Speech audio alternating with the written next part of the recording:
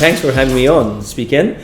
And thanks for allowing me to talk about my journey, which is not that substantial, but it's a fun one nonetheless. And it probably has parallels to what's happening to the world over the last 2 decades. I'm a child of our times, and therefore I'm part of the zeitgeist and the waves that we are experiencing and living through in these years and decades. I spent the first 18 years of my life in Bangladesh, so born, grew up, high school in Bangladesh. The subsequent 17 years of my life, graduate school, PhD, work, the first jobs, that was in the US, and the last 15 years have been here in Singapore. So it's been South Asia, North America, and East Asia, roughly a third each of my life. It's been a really fun journey, so to speak, a journey of making friendships and bonds across cultures and geographies. And thanks to the advent of technology, all 3 parts of my life reside on social media, on internet, and I can interact with friends of the past, friends of the present, and see everybody's movements and accomplishments, which makes one feel part of a global tight-knit community. Even if one has spent some years here and some years there, it doesn't really make any difference. In terms of the professional journey, it's been absolutely fascinating. I went to college and graduate school in the 90s, in the late 90s, in 1999 to be precise, when I was looking for jobs. The job market was so hot, akin to today's environment to some extent, that jobs were chasing us. We were not chasing jobs. I would sit at a conference next to somebody from an investment bank, and that gentleman a week or 2 weeks later would write to me and ask me to join his team. That's the type of labor market tightness that we saw. So when we talk about now, especially in the context of the US, strong wage growth and tight labor market, it was there. It's not unprecedented. We have lived through it. I have personally lived through that. Working at an institution in Washington, D.C., traveling through the world, I'm talking about my time at the IMF, would have been a recipe for coasting for the rest of my life. Most people who end up in Washington, D.C. after graduate school tend to stay there their entire professional lives. Why did I choose to spend only 7 or 8 years there and move on? My flippant answer to that question tends to be boredom, that I was doing what I felt was the same thing over and over again. But I think a bigger and more substantive reason for that is my travels, work-related travels, took me to Asia frequently.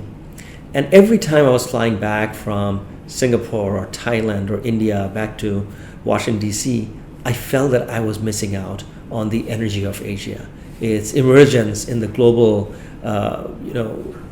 landscape as the real driver, real engine of growth. And of course, there were personal reasons. My wife is from India, I'm from Bangladesh, we have family there, parents were getting older. So there was an imperative to move closer to South Asia, but not quite South Asia, given our cross-cultural background. It made sense to find a neutral venue, if you will, and Singapore seemed to be the ideal place. And of course, from multinational organization to private sector, which was my first foray in 2007 to Deutsche Bank, was itself a shift, a substantive shift, if you will. The imperative of work, the day-to-day checks and balances are very different from the somewhat sedate lifestyle of a multilateral institution bureaucrat to somebody who's working at the markets floor of a global investment bank. But the adjustment, whether it was to Singapore or to banking, was easy. I felt that my colleagues and counterparts in my new world were actually not that different from the colleagues and counterparts from the old world. There was a lot of fear associated with making that first big jump. Again, like I said, most people who get jobs in Washington, D.C. tend to stay there forever. So breaking that mold and moving to a new place and a new job was scary only at the very beginning, perhaps till the day leading up to the beginning of the job. And once the job started, it seemed like I'd been doing it for the rest all of my life. So the move to the private sector, of course, came with a somewhat unfortunate timing. Within a year or so, the global financial crisis came, and I saw what seemed to be only a unrelenting rise of the private sector, particularly in the financial sector, facing existential questions through the course of 2008, 2009, and surviving largely through intervention of the public sector. So which brought me to the interesting part of looking back at the work that I used to do in the multilateral world and the work that I was doing in the private sector. It seemed like there had to be some degree of symbiosis.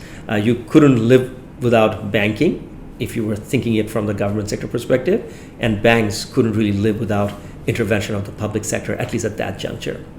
The work at the private sector entailed even greater frequency of travel compared to what I was used to in Washington, D.C. Nonetheless, it made me come closer to my counterparts in the public sector to some extent.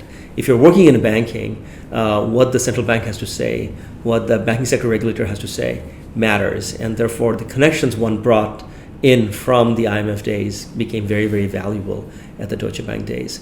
Then there was an interlude. I worked for half a year at the Central Bank of Singapore, MAS. That was tremendously fulfilling because anything you do in a job like that, it has direct relevance for the well-being of the population of the country.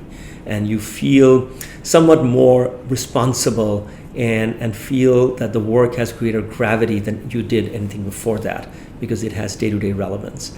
So working in the economic policy group at the MS, working with central bank officials of Singapore was tremendously gratifying, and it was a very nice natural bridge to my current job, which is running economics and macro strategy at DBS Bank, which I've been doing for the last 4.5 years. So it's been a journey of 2 decades across geographies and institutions, 4 jobs to be precise. And in each job, one has built friendships and bonds that last till today, connections that have benefited each successive iterations of professional attainment. So every step has been constructive. Every move has been a rebirth, if you will, new place, new orientation, new things to learn, and I've loved every bit of it.